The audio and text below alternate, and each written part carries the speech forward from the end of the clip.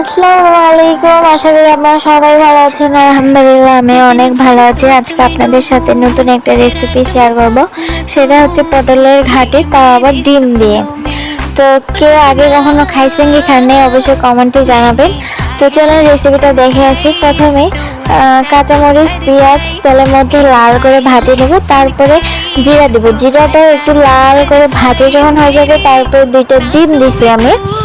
দুইটা ডিম দিয়ে ভালো করে ভাজে নিব। ডিমটা সহ একটু ভাজা হয়ে গেলে তখন এখানে দেব পরিমাণ মতো হলুদ গুঁড়া দিয়ে ভাজে নেব। ভাজে নেওয়া হলে তারপর জিরা বাটা রসুন বাটা দেব। দেওয়ার পর ওইটা একটু কষা নেব। কষানোর পর তারপরে পটল আর আলুগুলো দিব। যেহেতু পটল আলু দিয়ে ঘাটিটা হয়, পটল দেবো আর আলু দেবো। আলু দিয়ে ভালোভাবে নাড়াচাড়া করে তারপর পরিমাণ মতো পানি দিয়ে ঢাকা দিব। ঢাকা দেওয়ার পর যখন বলক উঠাবে, যখন পানিটা একটু গরম হলে তখন নাড়ি চাড়ি দিতে হবে। দিয়ে যখন পানিটা একটু শুকায় যাবে তখন নাড়তে হবে।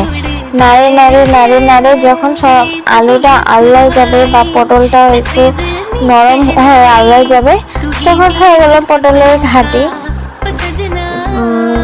ডিম, আলু আর হচ্ছে কি পটলের ঘাটি। তো আপনারা কে আগে কখনো খাইছেন কি খান নাই অবশ্যই কমেন্টে জানাবেন। সবাই ভালো থাকবেন। আল্লাহ হাফেজ। আসসালামু আলাইকুম।